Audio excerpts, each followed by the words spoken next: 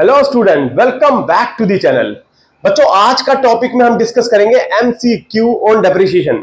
मैं आपके लिए फिर से एक एमसीक्यू मल्टीपल चॉइस क्वेश्चन लेके आया हूं डेप्रिसिएशन के ऊपर ही, ताकि आप अच्छे से डेप्रिसिएशन के ऊपर पकड़ बना पाए। और ये बहुत ही इंपॉर्टेंट क्वेश्चन रहता है एमसीक्यू में, जहां पर बच्चे कंफ्यूज हो जाते हैं कि एग्जांपल्स देख करके अगर इसके अंदर मल्टीपल आंसर्स हैं तो बच्चों को नहीं समझ में आता कि कौन सा आंसर करेक्ट है, क्योंकि किस नेचर किस कैटेगरी में फॉल करता है। कई बार कंफ्यूजन क्रिएट हो जाती है। इसलिए एमसीक्यू आपको चैप्टर की गहराई पे लेके जाता है और अच्छे से पकड़ बनाता है। तो मैं आज आपके लिए लेके आऊं example number 7 MCQ on depreciation. तो स्टार्ट करने से पहले मैं बता दूं, मैं करा रहा हूं class 11th accounts chapter number 15 depreciation, जिसका एडिशन टीएस ग्रेवाल की बुक का 2023-24 का है। बच्चों, डेप्रिसिएशन का ये एग्जांपल है। अब हम इसको अटेम्प्ट करेंगे। डेप्रिसिएशन इज क्या है? डेप्रिसिएशन, यहां पर 4 ऑप्शंस है।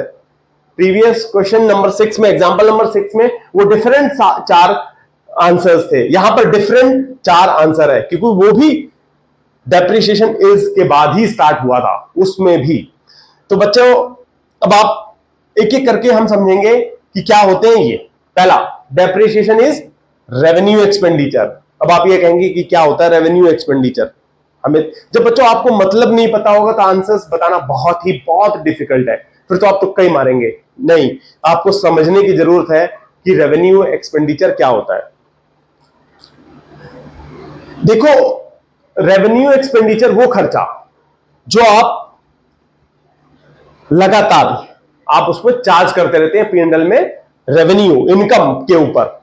जो बिजनेस की इनकम है, सीधी सी बात करें, बिजनेस के प्रॉफिट एंड लॉस के ऊपर आप चार्ज करते रहते हैं खर्चे को। तो आपको पहले ही बताया हुआ है मैंने कि डेप्रिसिएशन को हम जब भी चार्ज करेंगे उसको एनुअली चार्ज किया जाता है। हम P&L में डेबिट कर देते हैं, खर्चे में चार्ज कर देते हैं। तो it's kind of revenue expenditure. तो पहला जवाब तो यही है, it is a revenue expenditure. Correct, यहां पर depreciation is a revenue expenditure.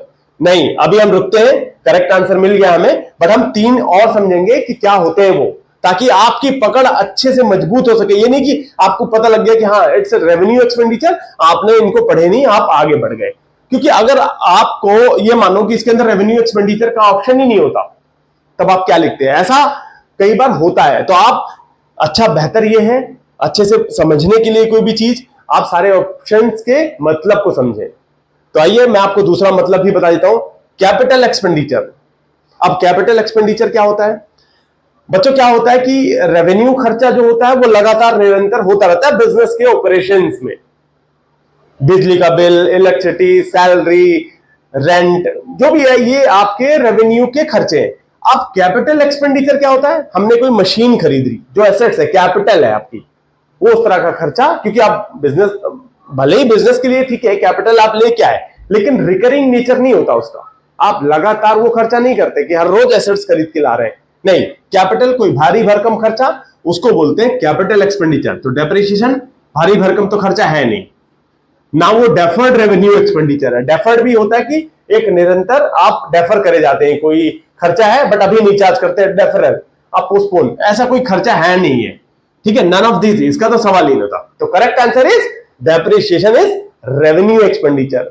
बच्चों, मैं उम्मीद ये करता हूं कि आपको ये आंसर्स, इस तरह का ये जो मैंने आपको एमसीक्यू एग्जांपल नंबर 7 अटेम्प्ट कराया है, आपको बेहतर तरीके से अच्छे से समझ में आया होगा। तो please like, share and subscribe. Thank you, thanks for watching.